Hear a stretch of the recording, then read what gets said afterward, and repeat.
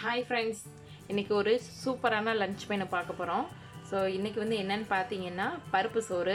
இது எப்படி செய்யலான்னு பார்ப்போம். இதுக்கு தேவையானது என்னென்னு பார்த்தீங்கன்னா ஒரு வெங்காயம், ஒரு தக்காளி, மீடியம் சைஸ் வெங்காயம் தான், கருவேப்பிலை, 2 பச்சை மிளகா, பட்டை மிளகா 3, பிரியாணி இலை, பட்டை 3 கிராம்பு, அப்புறம் இஞ்சி பூண்டு பேஸ்ட் 1/2 ஸ்பூனு, கொத்தமல்லி, தேங்காய் பால் வந்து 1 டம்ளர் எடுத்திருக்கேன். அதே மாதிரி ரைஸ் வந்து நம்ம நார்மல் ரைஸ் தான், நம்ம எப்பயும் சோறு ஆக்கி வடிக்கிற ரைஸ் தான். இது வந்து இந்த உலக்கில் ஒரு உலக்கு அந்த அரிசி எடுத்திருக்கேன். இதில் வந்து இது வந்து துவரம் பருப்பு எடுத்திருக்கேன். ஸோ இது வந்து 1/2 அன் ஹவருக்கு முன்னாடியே ஊற வச்சாச்சு. ஸோ இப்போ வந்து தாளிச்சிக்கலாம். இது வந்து சூப்பராக இருக்கும். இதுக்கு சைடிஸ் என்னன்னு பார்த்தீங்கன்னா கத்திரிக்காய் தான்.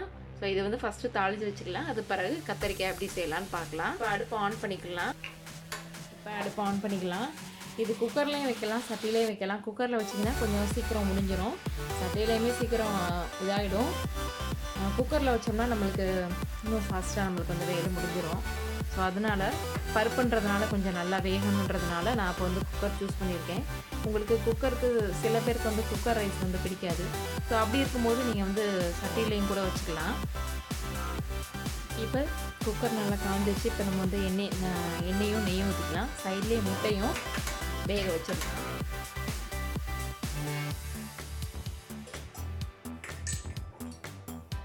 நெய் வந்து 1 ஸ்பூன் போட்டுக்கலாம்.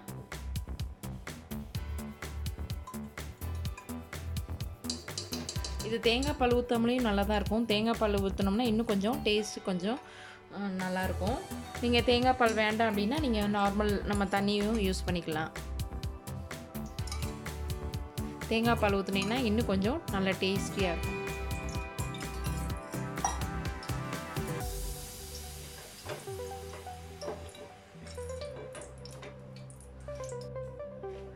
இப்போ சட்டி நல்லா காஞ்சிடுச்சு. இப்போ பிரியாணி இலை, பட்டை, கிராம்பு இதை போட்டுக்கலாம்.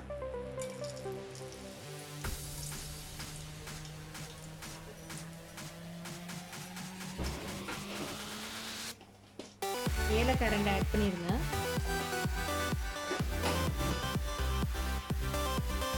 இப்போ வச்சிருக்க வெங்காயம், பட்டை மிளகா பிச்சு போட்டுக்கலாம்.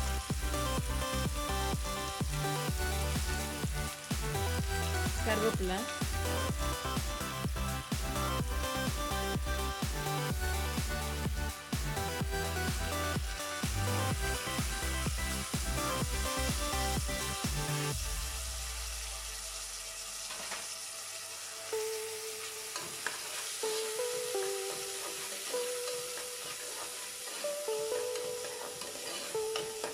இப்போ நீங்கள் ஸ்கூலுக்கெல்லாம் இது கொடுத்து விட்டிங்கன்னா ரொம்பவே நல்லாயிருக்கும்.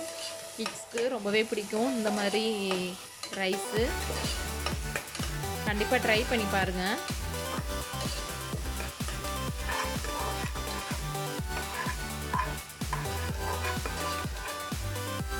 இந்த ரைஸ் வந்து எங்கள் மாமியார் செய்வாங்க. ஸோ ரொம்பவே நல்லாயிருக்கும். எங்கள் வீட்டில் இது பண்ணது கிடையாது. எங்கள் மாமியார் வீட்டில் தான் நான் வந்து சாப்பிட்டேன் ஃபஸ்ட் டைம். ஸோ நல்லா இருந்தது. பச்சை மிளகாய் ஆட் பண்ணிடலாம். இப்போ நம்ம பட்டை மிளகா வேறு போட்டிருக்கோம். ஸோ அதுக்கு தகுந்த மாதிரி பச்சை மிளகாவும் நம்ம போட்டுக்கலாம். இதில் வந்து மிளகாத்தூள்லாம் நம்ம போட வேணாம். ஸோ நீங்கள் ஒன்று உரப்பு ஜாஸ்தியாக வேணும்னா பட்டை மிளகாய் இன்னும் சேர்த்துக்கலாம் ஜாஸ்தியாக. அப்படி இல்லைன்னா பச்சை மிளகாவும் நீங்கள் எக்ஸ்ட்ரா சேர்த்துக்கலாம்.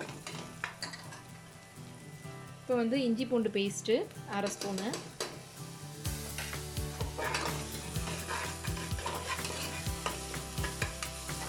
நல்லா பச்சை வாசனை போகிற வரைக்கும் நல்லா வதக்கிக்கோங்க. இப்போ தக்காளியை சேர்த்துக்கலாம்.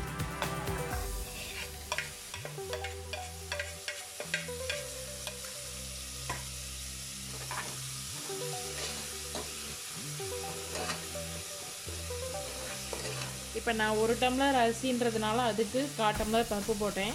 ஸோ உங்களுக்கு எவ்வளோ வேணுமோ அதில் வந்து 1/4 பங்கு இதில் சேர்த்துக்கோங்க. இப்போ 2 டம்ளர் அரிசி போட்டிங்கன்னா 1/2 டம்ளர் பருப்பு நீங்கள் சேர்த்துக்கலாம். இப்போ இதுக்கு தேவையான அளவு உப்பு சேர்த்துக்கணும்.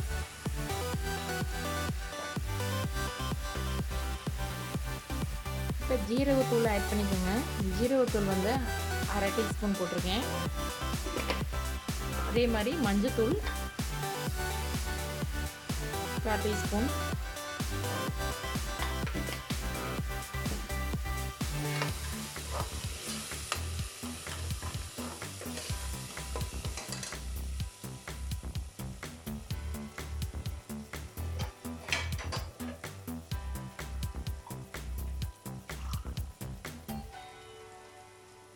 இப்போ கரெக்டாக 1 டம்ளர் இருக்குது பால் ஊற்றிக்கலாம்.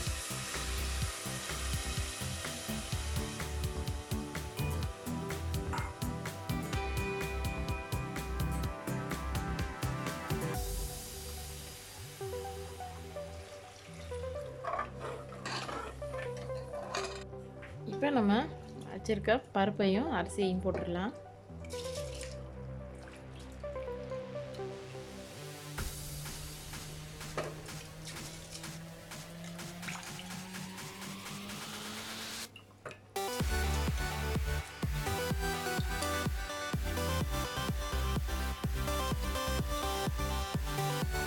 இப்போ இதுக்கு தேவையான அளவு உப்பு போட்டு மூடி வச்சிடலாம். இப்போ மூடி வச்சிடலாம். நல்லா 3 விசில் வரட்டும்.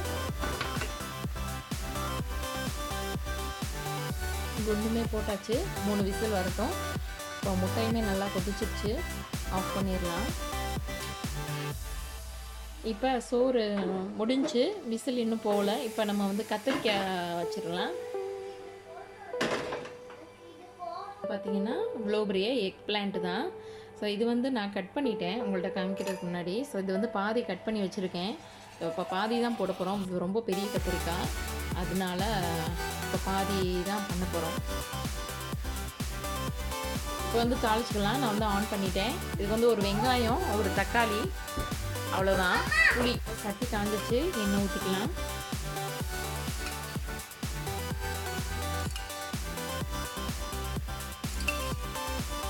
நல்லா கொஞ்சம் கூடயே எண்ணெய் ஊற்றிக்கங்க, அப்போ தான் நல்லாயிருக்கும்.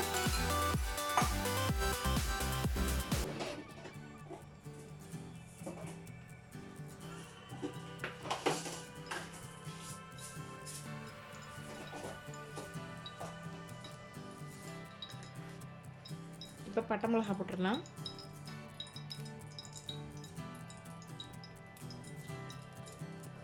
கடுகு உளுந்தம் பருப்பு,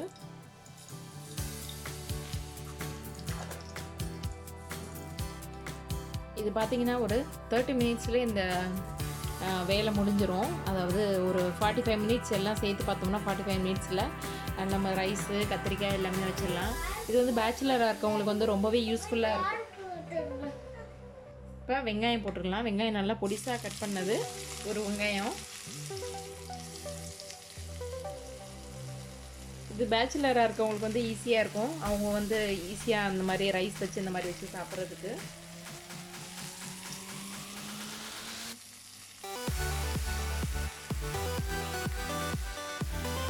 நல்லா வதக்கிக்கலாம்.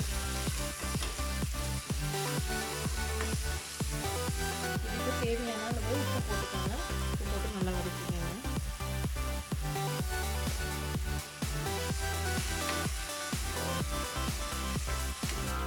இப்போ வெங்காயம் ஓரளவு வதங்கிடுச்சு. இப்போ வந்து தக்காளி போட்டுடலாம். ஒரு சின்ன தக்காளி. இதுக்கு நம்ம புளி வேற ஊற்ற போகிறோம். ஸோ அதனால் நான் வந்து ஒரு மீடியம் சைஸ் தக்காளி தான், ரொம்பவே சின்னதாக இருந்த தக்காளி தான் எடுத்து போட்டேன்.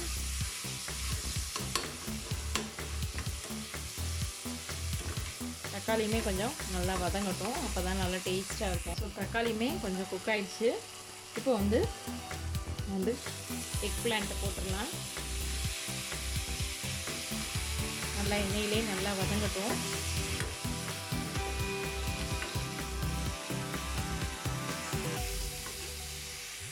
இப்போ புளியை ஊற்றிடலாம்.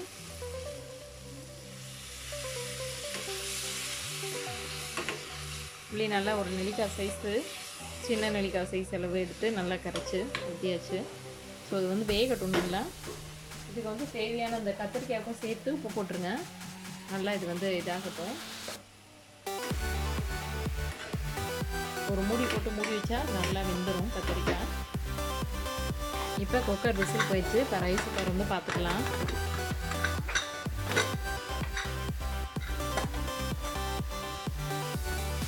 நல்லா வெந்துருச்சு.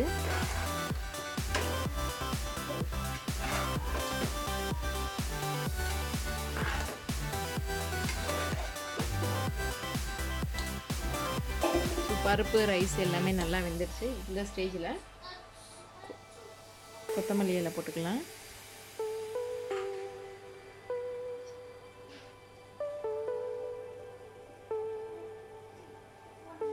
லைட்டாக கொஞ்சோண்டு சுற்றிலும் நெய் லைட்டாக அப்ளை பண்ணிடுறேன்.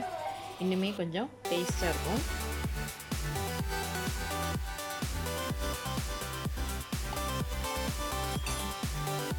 நல்லா எல்லாத்தையும் கிளறி விட்டுக்கலாம். இப்போ கத்திரிக்காய் பார்க்கலாம். கத்திரிக்காய் நல்லாவே மசிஞ்சிருச்சு. இப்போ நீங்கள் நல்லா கத்திரிக்காவை நல்லா ஃபுல்லாகவே மசிச்சு விட்டுருங்க ஒரு ஸ்பூன் வச்சு.